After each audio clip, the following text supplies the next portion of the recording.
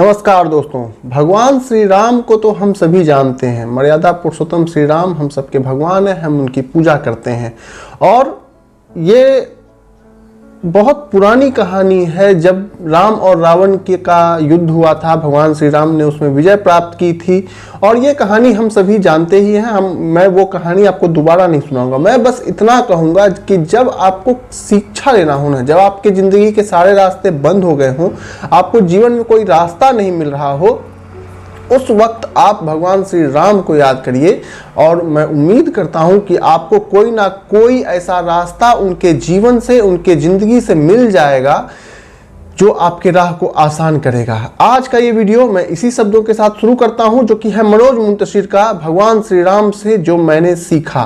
तो इस वीडियो को दोस्तों स्टार्ट करते हैं। उससे पहले मैं आपको बता दूं, आप देख रहे हैं मिस्टर ETC, मैं हूं विकास। तो चलिए वीडियो स्टार्ट करते हैं। 3, 2, 1 एंड गो।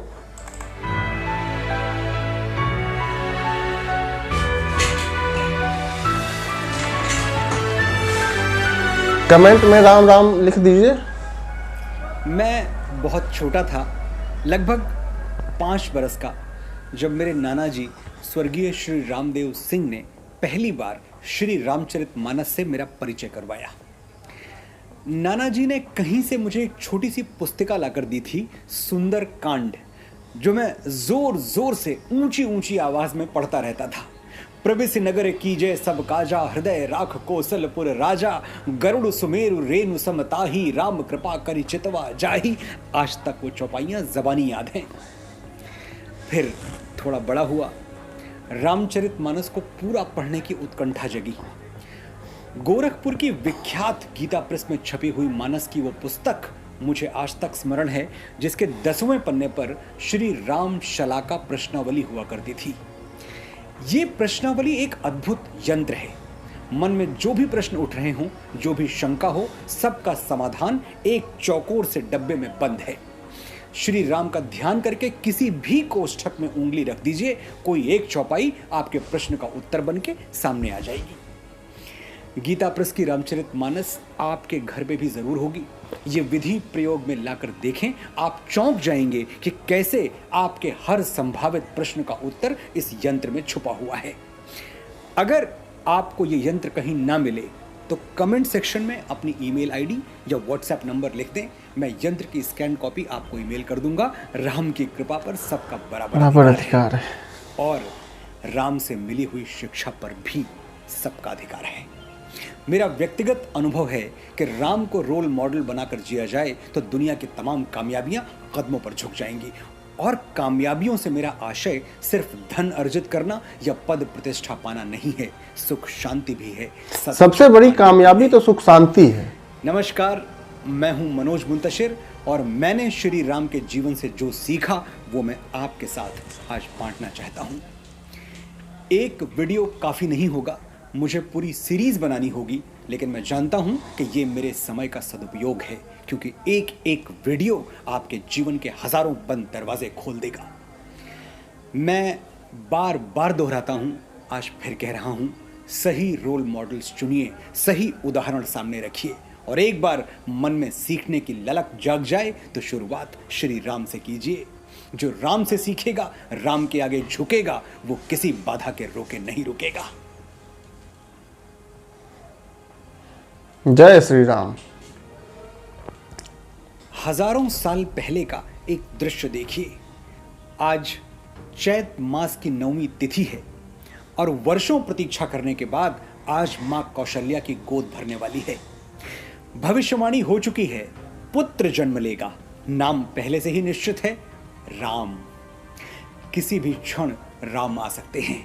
अयोध्या वासी ढोल नगाड़े लिए तैयार बैठे हैं। उत्सव की तैयारियां पूरी हो चुकी हैं। महाराज दशरथ शुभ सूचना के लिए व्याकुल हैं। लेकिन मां कौशल्या के मन में उथल पुथल मची हुई है, खलबली मची हुई है। वो बार बार खिड़की से बाहर आकाश की ओर देख रही हैं। सूर्य जैसे जैसे पूरब से पश्चिम की ओर सरक रहा है, कौशल्या का दिल डूबा जा रहा है, क्योंकि एक भविष्यवाणी और भी हुई थी। अगर बालक का जन्म दिन के पहले भाग में हुआ तो संसार का सारा यश, वैभव, कीर्ति, संपदा, राजपाट सब उसके चरणों में होगा। और अगर उसने दिन के दूसरे भाग में जन्म लिया तो जीवन भर उसे कष्ट सहने होंगे, संघर्षों से जूझना होगा, परिवार त्यागना होगा, राजपुत्र होकर भी वनवासियों की तरह जीना होगा। मां कौशल्या के दोनों हाथ प्रार्थना में जुड़े हैं। हे राम, जल्दी आओ, कहीं सूरज पश्चिम की ओर ना निकल जाए और तुम्हारे भाग्य का लेख ना बदल जाए। राम आए, लेकिन तब जब सूरज पूरब या पश्चिम में नहीं, आकाश के बीचों बीच चमक रहा था। न सुबह न शाम, दोपहर ठीक 12 बजे के पहले भाग में, न दूसरे मध्य में। जन्म के साथ ही निश्चित हो गया कि राम को अद्वितीय यश मिलेगा, पर अपार कष्ट सहने के बाद। राम नगर में जन्मे पर जंगलों में रहे, राजपुत्र थे पर तपस्वियों की तरह जिए। कहां पीछे पीछे दास दासियों की सेना चलती थी और कहां चूल्हे में जलाने के लिए लकड़ियां भी अपने हाथों से काटनी पड़ी। लेकिन राम कभी घबराए नहीं, हर आपदा से हंस के मिले और इसीलिए हर चुनौती पर विजय पाई। ये कहानी सिर्फ राम की नहीं, मेरी और आपकी भी है। हर सपने देखने वाला भरी दोपहरी में जन्म लेता है। संघर्षों से जूझने का दम है तो जो सफलता मिल जाए वो कम है।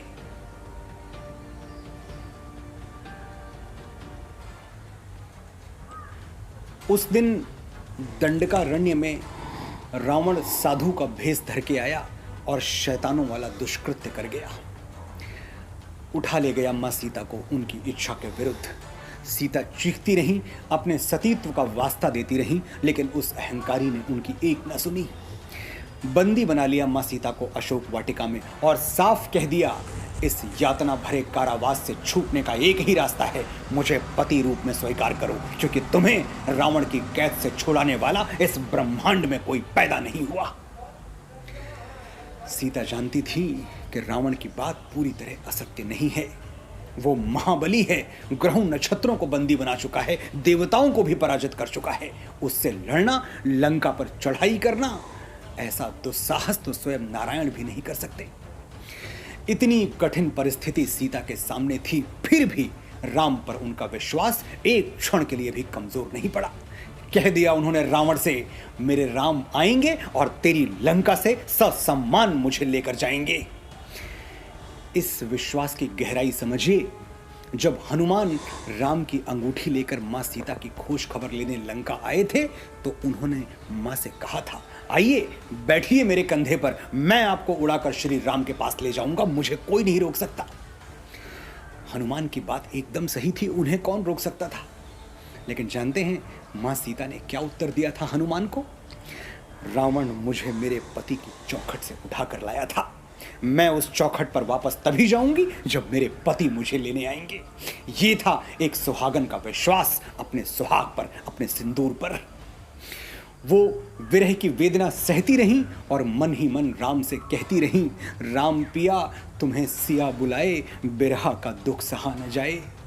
जिन रातों में चांद निहारा उन रातों की तुम्हें कसम है, और न बहने दो ये नैना बरसातों की तुम्हें कसम है। पूछ रही हैं बिरहन आंखें, कब तोड़ोगे मेरी सलाखें, जिनसे धनुष तोड़ा था तुमने उन हाथों की तुम्हें कसम है। आंखें मूंदी दरस तुम्हारा, आंखें खोली तुम ही प्रकट थे, धागे भर की दूरी नहीं थी, हम दोनों तो इतने निकट थे। मेरी सूरत देखे बिना जो पल दो पल भी तुमको बीते, व्याकुल होके तुम कहते थे, सीते सीते कहाँ हो सीते। कैसे दिलासा दूं मैं मन को, कौन सी भाषा में समझाऊं। लक्ष्मण रेखा लांघ गई थी, विधि की रेखा लांघ न पाऊं। मेरे तुम्हारे बीच में रघुबर इतने पर्वत कहाँ से आए। राम पिया तुम्हें सिया बुलाए, बिरहा का दुख सहा न जाए। वाह। राम जानते थे कि रावण से युद्ध सरल नहीं होगा, वो भी तब जब न उनके पास राज्य है, न सेना, न शस्त्र, न संपदा, न संसाधन। लेकिन राम ने किसी बात की परवाह नहीं की। एक पल के लिए भी नहीं सोचा कि रावण से लड़ने का अर्थ है मृत्यु को आमंत्रण। जिसे कोई नहीं हरा पाया मैं कैसे हराऊंगा। वो त्रिलोक विजेता और मैं एक साधारण सा मनुष्य। हम जानते हैं, मैं और आप जानते हैं कि राम न साधारण मनुष्य, न ही मनुष्य, लेकिन राम ने पूरा जीवन मानव मूल्यों पर जिया। उनका देवत्व उनके आचरण में था, पराक्रम में नहीं। वो रावण से ऐसे ही लड़े जैसे कोई साधारण मनुष्य अपनी प्राण प्रिय पत्नी को हरण करने वाले दुराचारी से। राम ने कभी अपने आप को भगवान की तरह प्रेजेंट नहीं किया, कभी नहीं दिखाया कि मैं भगवान हूं। श्वास नहीं टूटने दिया, मार दिया रावण को, जीत ली लंका और ले गए अपनी सुहागन को अपनी चौखट पे, उसी आदर के साथ, उसी सम्मान के साथ जो मां सीता का अधिकार था। क्रांति के बिना शांति संभव नहीं, ये तो परम सच्चाई है। शांति वो अमूल्य धन है जो भिक्षा पात्र में नहीं मिलता। शांति कभी दान में नहीं मिल सकती। कहीं सुना था, दिल में न हो जुर्रत तो मोहब्बत नहीं मिलती, खैरात में इतनी बड़ी दौलत नहीं मिलती। मोहब्बत और शांति दोनों को कमाना पड़ता है, ये अटल सत्य है। मोहब्बत कमाने के लिए एक दिल काफी है, लेकिन शांति कमाने के लिए कई बार बाहुबल की जरूरत भी पड़ती है। राम से बड़ा शांतिप्रिय क्या मानव इतिहास में कोई और हुआ है? रावण वध से पहले याद कीजिए उनके जीवन की महानतम घटना क्या थी। शिव का धनुष पिनाका तोड़ना। वो धनुष तोड़ के श्री राम ने पूरे विश्व को संदेश दिया था कि मैं हथियार में नहीं, प्यार में विश्वास करता हूं। लेकिन अंत में क्या हुआ? श्री राम को भी हथियार उठाना पड़ा। रामेश्वरम का प्रसंग मुझे याद दिलाने की जरूरत नहीं है, आपको याद होगा। लंका जाने के लिए श्री राम समुद्र से रास्ता मांगते रहे और समुद्र पूरी निर्लज्जता के साथ राम की अनगिनत प्रार्थनाएं अनसुनी करता रहा। 3 दिवस तक पंथ मांगते रघुपति सिंधु किनारे बैठे पढ़ते रहे छंद अनुनय के प्यारे प्यारे। उत्तर में जब एक नाद भी उठा नहीं सागर से, उठी अधीर धधक पौरुष की आग राम के शर से। श्री राम अपने छोटे भाई लक्ष्मण से कहते हैं, दूसरा समाधान नहीं दिखता मेरे भाई, मेरा धनुष ले आओ, आज मैं अपने अग्निबाण से इस समुद्र को जल विहीन कर दूंगा। और फिर क्या हुआ? सिंधु देह धर त्राहि त्राहि करता आ गिरा शरण में, चरण पूज दास्ता ग्रहण की बना मूड बंधन में। समुद्र ने आत्मसमर्पण कर दिया और राम की सेना को लंका जाने के लिए मार्ग दे दिया। जहां तक संभव था श्री राम दोनों हाथ जोड़ के विनती करते रहे, लेकिन फिर राम को भी याद आ गया होगा, शठे शाठ्यम समाचरेत, दुष्ट के साथ विनम्रता का व्यवहार उचित नहीं है। राम ने अपने जुड़े हुए हाथ खोल दिए, उठा लिया उन्हीं हाथों में शस्त्र और दे दिया हमें यह संदेश कि सच पूछो तो शर में ही बसती है दीप्ति विनय की, संधि वचन संपूज्य उसी का जिसमें शक्ति विजय की। विनम्रता कमजोर को शोभा नहीं देती, जिसके पास जहर ना हो दुनिया उस सांप का फन कुचल के मार देती है। सहनशीलता क्षमा दया को तभी पूजता जग है, बल का दर्प चमकता उसके पीछे जब जगमग है। बिना क्रांति के शांति संभव नहीं है। शांति प्रियता और कायरता में धागे भर का अंतर है, और ये अंतर वही समझ सकता है जो राम की सुने, राम से सीखे। जिंदगी सिर्फ अमल, सिर्फ अमल, सिर्फ अमल, और ये बेदर्द अमल सुलह भी है, जंग भी है। अमन की मोहिनी तस्वीर में है जितने रंग, उन्हीं रंगों में छुपा खून का एक रंग भी है। हम अहिंसा के पुजारी सही, दीवाने सही, जंग होती है फकत जंग के ऐलान के बाद। हाथ भी उनसे मिलें, दिल भी मिलें, नजरें भी, अब ये अरमान है सब फतेह के अरमान के बाद। मर्यादा है तो सब कुछ है, बिल्कुल।